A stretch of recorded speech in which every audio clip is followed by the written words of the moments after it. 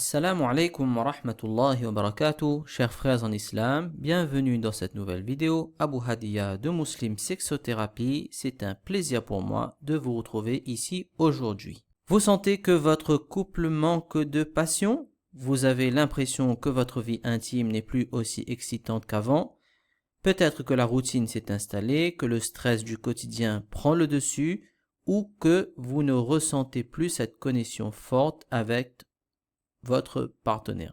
Mais la bonne nouvelle, c'est que vous pouvez changer tout ça. Et pas seulement dans 1 an, pas dans 6 mois, mais en seulement 30 jours, incha'Allah ta'ala. Donc dans cette vidéo, je vais vous partager un plan en 4 étapes, semaine après semaine, pour transformer votre relation et retrouver une sexualité épanouie, bi'ithnillahi ta'ala. Ce sont des exercices simples, mais puissants, qui vont améliorer la communication, raviver la flamme et renforcer votre complicité, incha'Allah.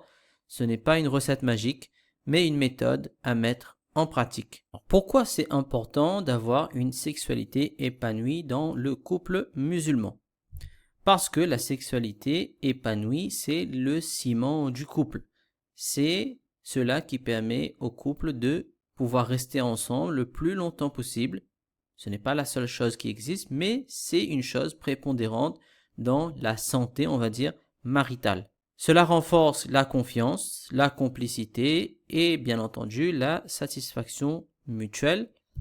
Et surtout, quand on a une sexualité épanouie dans son couple, cela nous protège du zina aussi bien pour l'époux que pour l'épouse.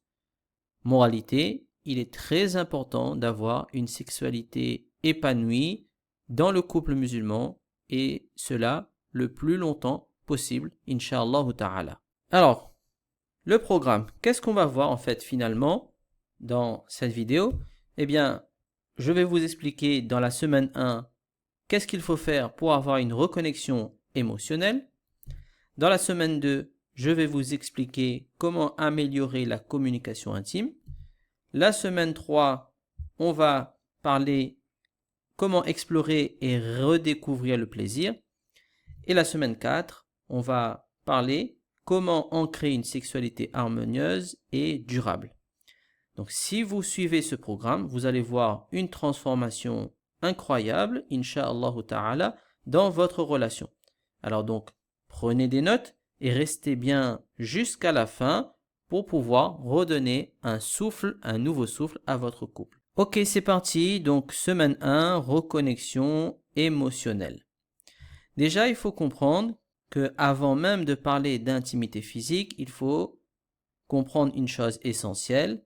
La sexualité commence bien avant la chambre à coucher. Si vous ne ressentez plus cette connexion forte avec votre partenaire, si vous avez l'impression que l'intimité est devenue mécanique ou bien absente, c'est possible aussi, c'est peut-être parce que vous avez perdu cette complicité émotionnelle. Donc la première semaine, le but ce sera de se reconnecter émotionnellement avec son époux ou bien son épouse. Première chose à faire, c'est qu'il faut comprendre qu'une vraie connexion se construit dans le quotidien. Ça ne se construit pas en 1 fois, 2 fois, mais c'est dans notre comportement au jour le jour que cette connexion se construit. Et justement, je vais vous donner quelques étapes à faire pour pouvoir reconstruire la connexion émotionnelle avec votre partenaire, avec votre épouse ou votre époux. La première étape, ce sera de pratiquer ce qu'on appelle la reconnaissance envers l'époux ou l'épouse. Donc tous les soirs, avant de dormir par exemple, prenez 30 secondes à 1 minute pour dire à votre épouse 3 choses que vous appréciez chez elle. Ça peut être « J'aime beaucoup la façon dont tu t'occupes de nous » ou bien « J'aime bien ton sourire quand tu me regardes » ou bien par exemple « J'admire ta patience avec les enfants ». Peu importe, du moment que c'est sincère, il faut pouvoir dire avec sincérité ce que vous appréciez, 1, 2, 3 choses tous les soirs à votre partenaire, à votre époux ou bien à votre épouse. La deuxième étape, c'est de fixer dans cette première semaine un rendez-vous hebdomadaire en amoureux. En effet, il faudra planifier une soirée cette semaine, rien que pour vous deux. Donc ce n'est pas forcément un grand restaurant ou une sortie compliquée, ça peut être un simple moment où vous discutez sans téléphone, sans télé, juste vous deux. Ça peut être un dîner préparé par l'un de vous deux, une balade, une activité à faire ensemble. Et enfin, la troisième étape, c'est de créer une atmosphère propice à l'intimité. Il faut savoir que votre environnement joue un rôle énorme dans votre relation. Prenez le temps de créer une ambiance détendue avec des lumières douces, des nasheeds par exemple, des massages, des petites attentions. Laissez de côté les tensions et le stress du quotidien. Donc ça peut être par exemple, vous proposez un massage, vous faites une surprise, ramenez une petite pâtisserie de la boulangerie le soir quand vous rentrez. Surtout aussi de plaisanter, de détendre l'atmosphère, de faire rire votre partenaire, votre époux ou votre épouse. Comme cela, ça crée une atmosphère. Et qu'est-ce qu'on attend de cette première semaine? Donc, résultat attendu. On va ressentir, Inch'Allah ta'ala, une connexion plus forte, une complicité plus naturelle et on aura posé les bases pour une intimité plus riche, bi'idhni. Passons maintenant à la semaine 2 où on va s'attacher à améliorer la connexion intime. Une des principales raisons pour lesquelles la vie intime d'un couple se détériore, c'est le manque de communication globale et aussi et surtout le manque de communication au niveau sexuel, au niveau intime. Beaucoup de couples ne parlent pas de leurs désirs, de leurs besoins, de ce qu'ils aiment ou n'aiment pas. Et avec le temps, ça crée des frustrations, des malentendus, voire même un blocage total. Du coup, qu'est-ce qu'on va mener comme action cette semaine? Eh bien, on va faire en sorte d'exprimer nos attentes et nos envies. Donc, vous allez prendre un moment au calme avec votre épouse et vous allez faire cet exercice simple. Vous allez écrire 3 choses que vous aimez dans votre vie intime et 3 choses que vous aimeriez essayer ou améliorer. Ensuite, vous échangez vos listes et vous y discutez sans jugement. Donc, vous allez discuter à propos des désirs de l'un et de l'autre. Bien entendu, il faudra pratiquer l'écoute active, donc écouter activement. Quand votre partenaire vous parle de ses envies ou de ses ressentis, vous écoutez sans interrompre, sans critiquer, sans minimiser. Reformulez ce qu'il ou qu'elle a dit pour montrer que vous avez compris et intéressez-vous sincèrement à son ressenti.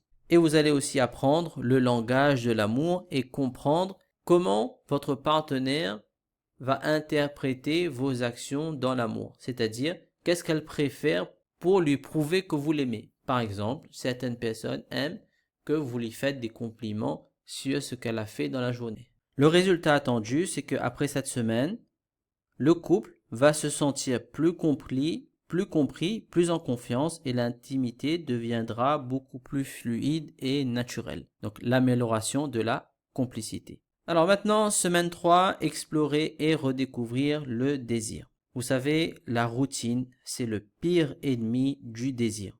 Avec le temps, on fait souvent comme d'habitude et ça tue l'excitation. Cette semaine, on va s'attacher à raviver la flamme. Comment on va raviver la flamme? Eh bien, on va raviver le jeu de séduction. On va recommencer à flirter comme au début du mariage. Lorsque vous vous êtes marié, vous étiez dans le flirt, dans le je t'aime, tu m'aimes, dans les fleurs, dans les câlins, dans les étreintes. Envoyez-vous des messages doux. Laissez une note sur l'oreiller, par exemple. Surprenez votre partenaire avec une attention particulière. Le but, c'est de reséduire, que ce soit l'homme séduit la femme ou la femme séduit l'homme. Il faut raviver ce jeu de séduction. Ensuite, vous allez planifier un moment spécial où vous serez que vous deux et où vous allez être dans un moment intime et vous allez pouvoir vous laisser aller à un rapport. Et là, il faudra explorer en douceur, explorer de nouvelles sensations, explorer de nouvelles techniques. Bref, c'est de redécouvrir le plaisir sans pression de performance. juste pour être reconnecté, pour regoûter à l'excitation, pour regoûter aux caresses, regoûter au plaisir, regoûter aux étreintes, regoûter au baiser, redécouvrir le plaisir, donc sans pression. Le résultat, Inch'Allah ta'ala, plus de désir et plus d'excitation, une excitation en fait renouvelée. Et enfin, dans la semaine 4, donc on va essayer d'ancrer une sexualité harmonieuse et durable. Pourquoi? Bien parce que c'est bien beau si dans ces 3 semaines vous avez retrouvé la passion, mais il ne faut pas que cette passion se retrouve juste pour une fois. Le but et l'objectif, c'est que cette passion se retrouve sur le long terme et même le très long terme. Donc qu'est-ce que vous allez faire? Vous allez planifier un moment chaque semaine pour prendre soin de votre relation. Je suis bien conscient qu'on a chacun nos emplois du temps, le travail, les enfants, les adorations, la mosquée, les dars, mais il ne faut pas négliger la relation de couple pour autre chose. Il faut garder au moins un moment chaque semaine pour prendre soin de la relation. Vous allez toujours entretenir la séduction et ça c'est quelque chose qui se perd dans les couples, c'est que souvent les maris ou bien l'épouse aussi pensent que ma femme ou bien mon homme m'est acquis et on délaisse tout ce qui est séduction.